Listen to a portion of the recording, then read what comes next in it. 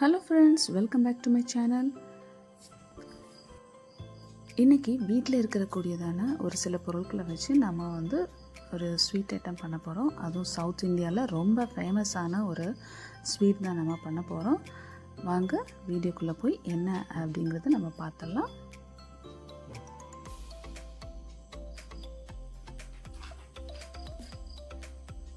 முதல்ல வீட் அல்வா செய்கிறதுக்கு நம்ம கோதுமை எடுத்துக்கலாம். இந்த கோதுமை பார்த்திங்கன்னா நான் சாதாரண இந்த ரேஷன் கடையில் வாங்கின கோதுமை தான். அது ஒரு 200 கிராம் எடுத்துக்கிட்டேன். இப்போ அந்த முழு கோதுமையை நம்ம ஒரு மிக்ஸி ஜாரில் போட்டு அதை நம்ம பொடி பண்ணிக்கலாம். ரொம்ப மாவு மாதிரி பொடி பண்ண வேண்டாம். 1-2 அந்த வீட் அரைஞ்சாவே போதும். பாருங்கள், இது நான் ஒரு 2 தடவை மிக்ஸியில் அடித்தோடனே இந்த மாதிரி 1-2 இப்படி பொடிஞ்சு கிடச்சிச்சு. மறுபடியும் நான் ஒரு தடவை கூட மிக்ஸியை அடித்து எடுத்துக்கிட்டேன். இப்போ பார்த்திங்கன்னா ஓரளவுக்கு எல்லா கோதுமையுமே பாதியாக உடஞ்சிடுச்சு. 1-2 தான் அப்படி முழுசாக இருக்குது. சரி, இப்போ இந்த கோதுமையை வச்சு நம்ம அல்வா ப்ரிப்ரேஷன் தொடங்கிடலாம். மிக்சியிலேருந்து அந்த கோதுமையை நான் இன்னொரு பாத்திரத்தில் மாற்றிக்கிட்டேன். பாருங்கள், இப்போது இதில் நான் தண்ணி ஊற்றி ஊற வைக்க போகிறோம். கிட்டத்தட்ட 8 மணி நேரம் இது நான் ஊற வச்சேன். இப்போ நீங்கள் காலையில் ஊற வைக்கிறீங்க அப்படின்னு சொன்னால் சாயங்காலம் இந்த அல்வா பண்ணுறதுக்கு கரெக்டாக இருக்கும். இப்போது அந்த ஊற வச்ச கோதுமையை நம்ம கை வச்சே நல்லா பிசைஞ்சு பால் எடுத்துக்கலாம். இது 8 மணி நேரம் ஊறினதுனால அது கை வச்சு நம்ம இப்படி பிசையும் போதே அது நல்ல, அதாவது மாவு மாதிரி தான் இருக்கும். நல்ல பால் அதுலேருந்து கிடைக்கும் நமக்கு.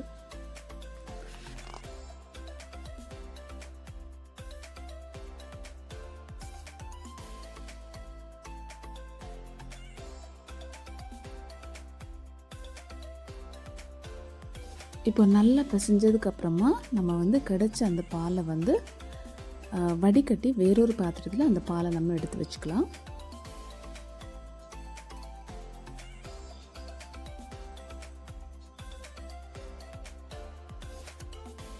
நான் இந்த மாதிரி 3 தடவை வேறு தண்ணி ஊற்றி, அதாவது புதிய தண்ணி ஊற்றி நான் அந்த கோதுமையிலேருந்து பால் எடுத்து அந்த பாலை இன்னொரு பாத்திரத்தில் வடிகட்டி வச்சுருக்கிறேன்.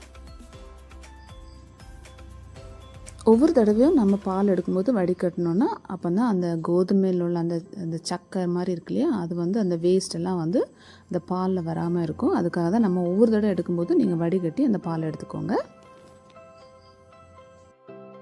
அந்த 1 கப் கோதுமையிலேருந்து இவ்வளோ பால் கிடச்சிருக்கு. அந்த பாத்திரத்தில் பாதி வரைக்கும் இருக்குது.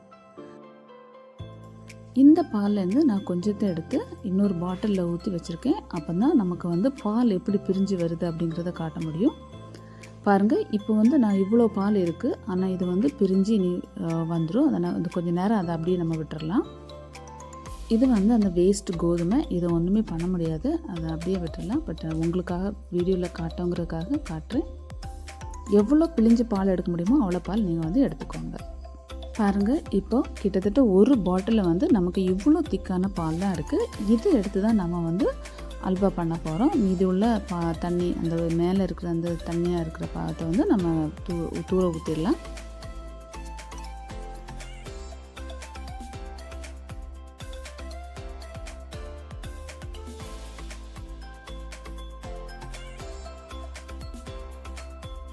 இப்போது எனக்கு கிடச்ச எல்லா திக்கான பாலையுமே சேர்த்து ஒரு பாட்டில் ஊற்றிட்டேன். இப்போ நமக்கு கிட்டத்தட்ட ஒரு பாட்டில் இவ்வளோ கிடச்சிருக்கு. சரி, இப்போ இந்த பாலை ஒரு தடவை வச்சுட்டு நம்ம சுகர் இருக்கு இல்லையா, அதை வச்சு நம்ம கேரமலைன் பண்ண போகிறோம். இப்போ நான் சுகரை தண்ணிக்குள்ளே போட்டு நான் கிண்டிகிட்டே இருக்கிறேன்.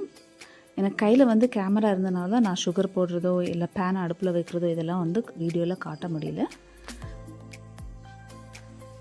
ஒரு 1/2 கப் சுகர் எடுத்துக்கிட்டிங்கன்னா அதுக்கு 1/4 கப்பை விட குறைவான தண்ணி ஊற்றி நம்ம கிண்டி விட்டுட்டே இருக்கலாம். பாருங்கள், இப்போ அந்த சுகரோட கலர் சேஞ்ச் ஆகி இந்த மாதிரி ஒரு கோல்டன் கலர் ஆகிடுச்சு. கடைசியாக ஃபைனலாக நமக்கு இந்த மாதிரி ஒரு ரிசல்ட் கிடைக்கும். நீங்கள் தீயை விட்டுறாதீங்க. தீஞ்சிச்சுன்னா அந்த அல்வாவோட டேஸ்ட்டே மாறி போயிடும். ஸோ அதனால தான் நம்ம வந்து விடாமல் கை வச்சு நம்ம கிண்டிகிட்டே இருக்கணும். அப்போ தான் இந்த மாதிரி ஒரு திக்கான கண்டென்ட் நமக்கு கிடைக்கும்.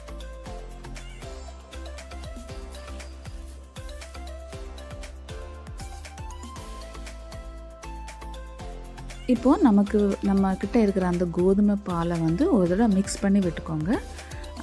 ஏன்னா இது நம்ம கொஞ்சம் நேரம் வச்சுட்டு அங்கே சீனி பாகு காய்ச்சி போனதுனால இது வந்து திருப்பியும் எல்லாமே அதை வந்து அந்த பாலெல்லாம் திக்காகி இருக்கும்.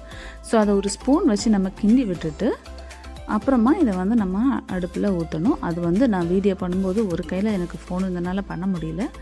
ஸோ அதனால் என்ன ஆச்சு அப்படிங்கிறத நான் வந்து வீடியோவில் உங்களுக்கு காட்டுறேன். இதுக்கு மேலே இருக்க பார்த்திங்கன்னா கொஞ்சம் இன்னும் ஒரு லைட் இதில் இருக்கிறதான அந்த வாட்டரை வந்து எவ்வளோ ரிமூவ் பண்ண முடியுமோ அதை ரிமூவ் பண்ணிக்கோங்க. அதுக்கப்புறமா இந்த திக்கான பாலை வந்து நம்ம அடுப்பில் ஊற்றி அதை வந்து காய்ச்சலாம். சரி, இப்போ வந்து அடுப்பில் ஒரு பேன் வச்சுட்டு நம்ம அதில் வந்து இந்த கோதுமை பாலை ஊற்றலாம். பாருங்கள், நான் மிக்ஸ் பண்ணாமல் ஊற்றுனதுனால என்ன ஆச்சு அப்படின்னு சொன்னால், பாருங்கள், நான் ஊற்றின உடனே அதில் வந்து கட்டியாக பிடிக்க ஆரம்பிச்சிச்சு. இப்போ நான் ஒரு ஸ்பூன் வச்சு அதை நான் கிண்டி காட்டுறேன். அப்போ உங்களுக்கு நல்லாவே தெரியும் வீடியோவில். பாருங்கள், நான் வந்து மிக்ஸ் பண்ணாமல் ஊற்றுனதுனால அந்த பேனும் வந்து சூடாக இருந்துச்சு. ஸோ அதை நான் ஊற்றுனதுனால என்ன ஆயிடுச்சுன்னா அந்த மாதிரி கட்டியாக வந்துடுச்சு. பட் நீங்கள் வந்து அப்படி பண்ணாதீங்க. அந்த விடாமல் கிண்டிகிட்டே இருந்தீங்கன்னா இந்த மாதிரி அந்த கட்டியெல்லாம் உடஞ்சி போயிடும். இப்போ அது கூட நம்ம வந்து நெய் சேர்த்துக்கலாம்.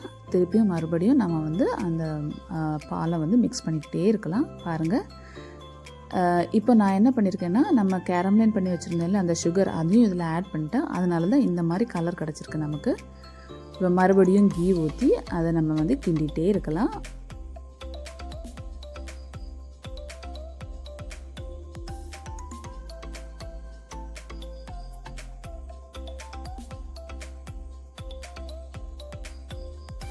பாருங்கள், எனக்கு வந்து கிட்டத்தட்ட இந்த அல்வா பண்ணுறதுக்கு ஒரு 3/4 மணி நேரம் ஆச்சு இதை பண்ணுறதுக்கு. அதனால் அப்போ அவ்வளோ நேரமாக நான் வந்து என்ன பண்ணேன்னா விடாமல் கிண்டிகிட்டே இருந்தேன்.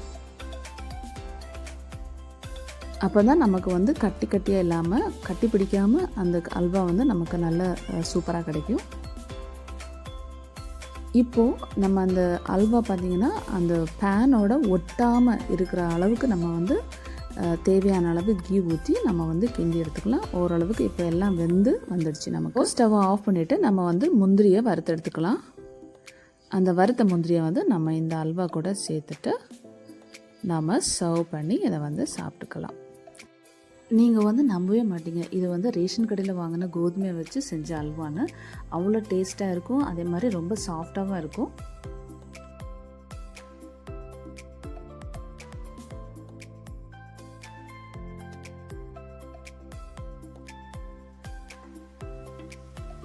நீங்களும் இந்த மாதிரி அல்வா வந்து வீட்டில் இருக்கிற கோதுமையை வச்சு ட்ரை பண்ணி பாருங்கள். இந்த வீடியோ உங்களுக்கு பிடிச்சிருந்ததுன்னா என்னோடய சேனலை சப்ஸ்கிரைப் பண்ணுங்கள், லைக் பண்ணுங்கள், கமெண்ட் பண்ணுங்கள்.